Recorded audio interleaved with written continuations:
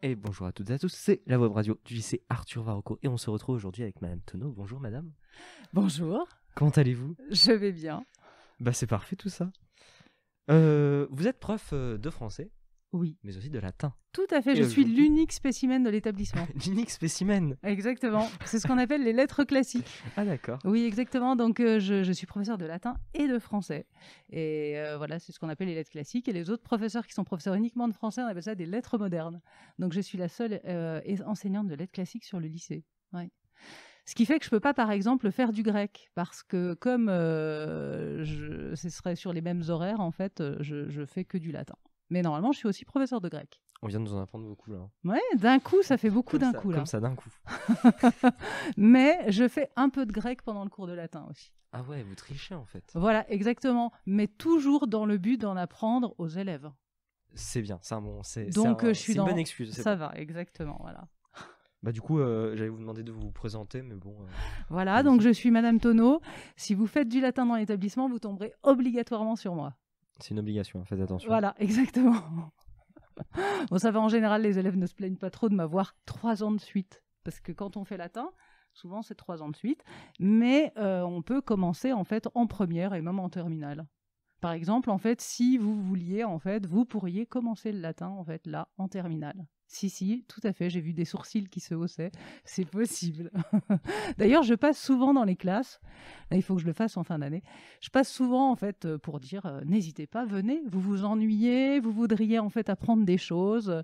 Vous voudriez, en fait, parler encore mieux français. Eh bien, c'est facile. Il suffit de s'inscrire au latin. J'ai presque, ça y est, j'ai fini toute ma promotion. Oui, c'est ce que j'allais dire. Vous êtes complètement en train de vous promouvoir. Là. Exactement. Voilà. Bon après, j'ai envie de dire, c'est quand même un peu le but. Oui, Voilà. exactement. Moi, je me souviens quand vous êtes venu dans ma classe de 3e Oui, au c'est ça. collège. Tout à fait, mais je sais plus dans lequel parce que Edmond de Concours. Ah oui, c'est ça, oui.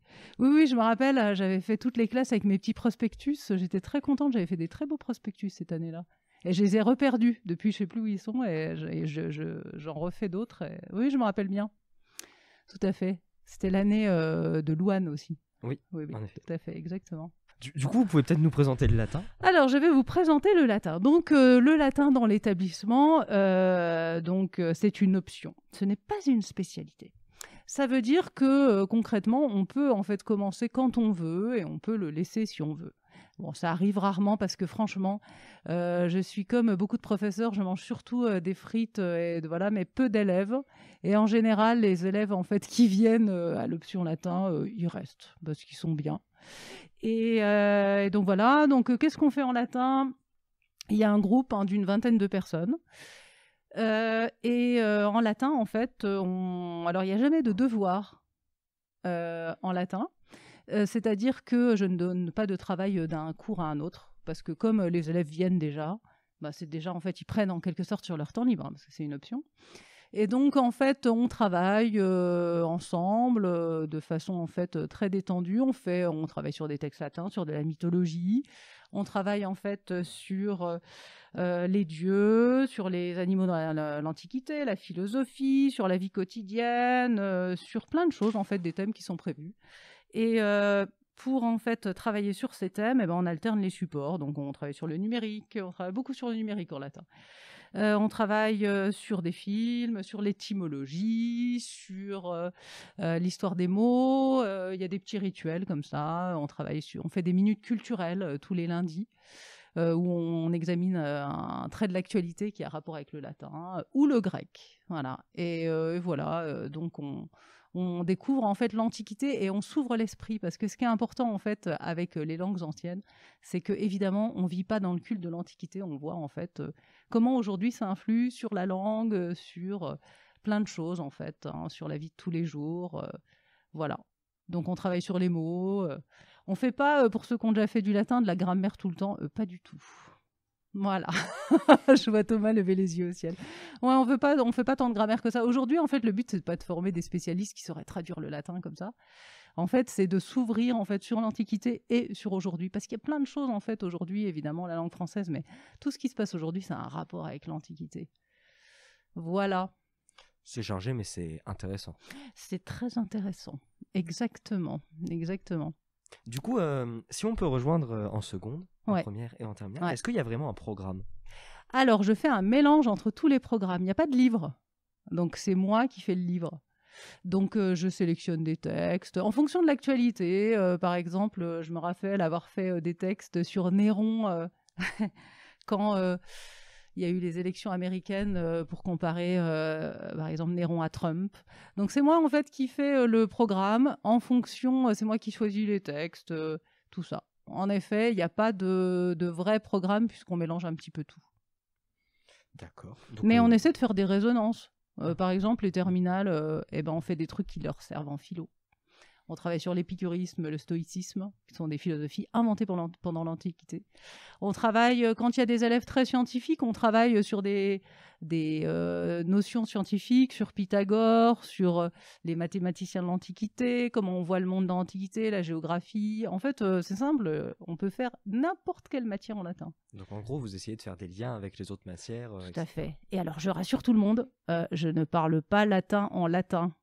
Vous voyez ce que je veux dire? Oui, vous ne parlez pas, par exemple, un prof d'anglais qui parle Non. 50% du temps en anglais. C'est ça, je parle complètement français. Et en fait, de temps en temps, évidemment, on casse des petits mots latins, tout ça. Mais en fait, n'importe qui pourrait comprendre. D'ailleurs, vous êtes les bienvenus pour tester les cours de latin. Parce que parfois, j'ai des élèves qui viennent juste 1 heure pour écouter. Et puis voilà, et qui reviennent ou pas d'ailleurs. Et donc, vous êtes le bienvenu pour tester. Donc là, en fait, vous venez carrément de faire votre publicité pour qu'on rejoigne le latin. Et en plus de ça, vous proposez l'heure de test. Ouais, complètement. Et gratuitement.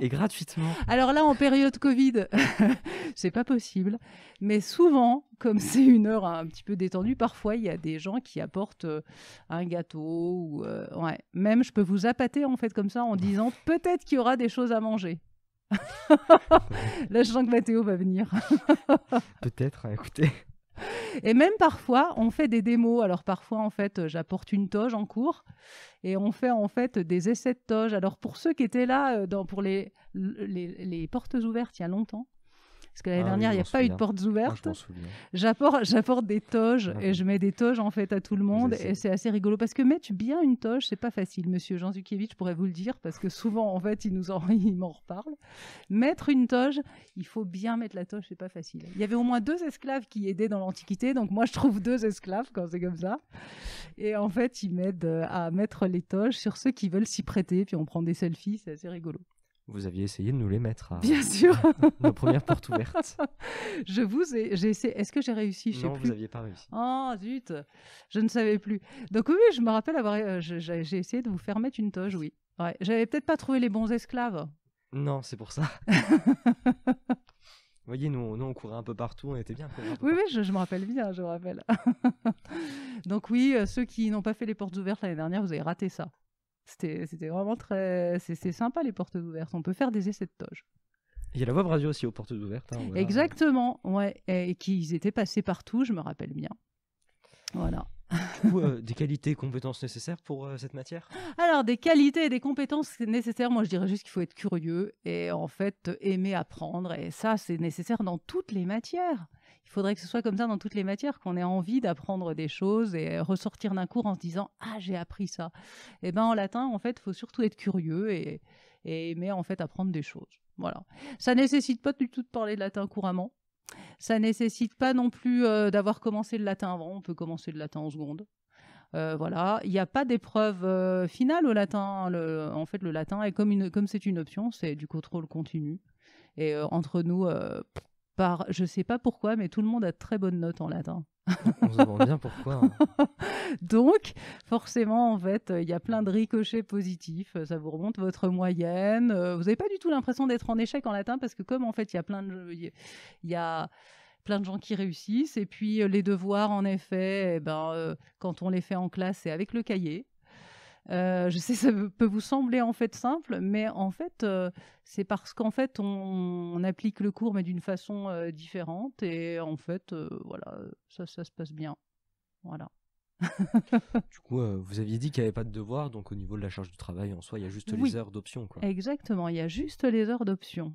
Exactement. Et en effet, les DS de fin de séquence, ils se font avec le cahier. Je l'ai bien vendu là quand même. Hein. Oui, en effet, oui. Des notes en plus pour le bac, de quoi remonter la moyenne. Voilà, mais on travaille vraiment sérieusement quand même, ne vous inquiétez pas. Le vocabulaire, je sais que par exemple, vous le faites en italien, on le travaille sur Quizlet. Donc on se connecte sur Quizlet et puis voilà, il mémorise petit à petit le travail, en fait, et puis il mémorise petit à petit le vocabulaire. Et puis pour travailler en fait le vocabulaire, la grammaire, en fait, on travaille sur un site qui s'appelle Gratum Studium où il y a des petits exercices, tout ça. Enfin bref, il y a plein de choses ludiques à faire autour du latin sans que ce soit très compliqué. Voilà. Vous en parlez avec passion, avec mais bien joie. sûr, parce que je trouve que c'est important. Et le français aussi, je pourrais aussi présenter la spécialité français, mais c'est Madame Bure, en fait, qui le fait en première. Évidemment que c'est important d'être passionné, en fait, et j'espère que vous l'êtes, vous qui allez prendre ces spécialités et ces options. C'est quand même passionnant d'apprendre plein de choses. Voilà. Du coup, voilà, vous venez clairement de donner votre ressenti. Oui, De toute façon, votre ressenti s'est senti tout au long de cette émission. Bien sûr. Venez en fait en cours de latin, venez tester, soyez curieux. Voilà, vous verrez bien. Si ça vous plaît pas, tant pis. C'est bien, on est dans une radio, vous envoyez beaucoup d'ondes positives. Oui, je suis pro-ondes positives. C'est parfait. Je dis ça parce que je fais bientôt passer des oraux blancs de français. Ça, c'est pour tous les élèves. Les pauvres. Je crois qu'il y en a qui se sentent vidés dans la salle. Oui, c'est ça, exactement. Vous avez peut-être quelque chose à ajouter, madame ? Alors, je vais faire une citation latine. Voilà. Une citation latine, Carpe diem. Vous connaissez cette citation ? Alors moi, je connais équation cartésienne. Mais alors, je suis même pas sûr que ce soit des équations, c'est ça ou pas ? Oui, c'est ça. Mais alors, carpe diem... Non, ça n'a aucun rapport avec les équations susdites. Il s'agit en fait d'une citation qui veut dire « cueille le jour ». Ça veut dire profiter du moment présent. Vous êtes lycéen, tout ça. Donc, Carpe diem, c'est une citation épicurienne d'un poète de l'Antiquité qui s'appelle Horace et qui dit profiter en fait du moment en fait présent. Sachez que vous avez dit ça, il y a le soleil qui a décidé d'éclairer la salle au même moment. Exactement. On était en fait, d'accord. Vous êtes calibré avec le soleil, madame. Voilà. Et du coup, si vous avez rien d'autre à ajouter... Je n'ai rien d'autre à ajouter. Venez et profitez du jour présent. Voilà. Et du coup, on vous remercie beaucoup. Au revoir. Et tchuss tout le monde, c'était la web radio du lycée Arthur Varocco.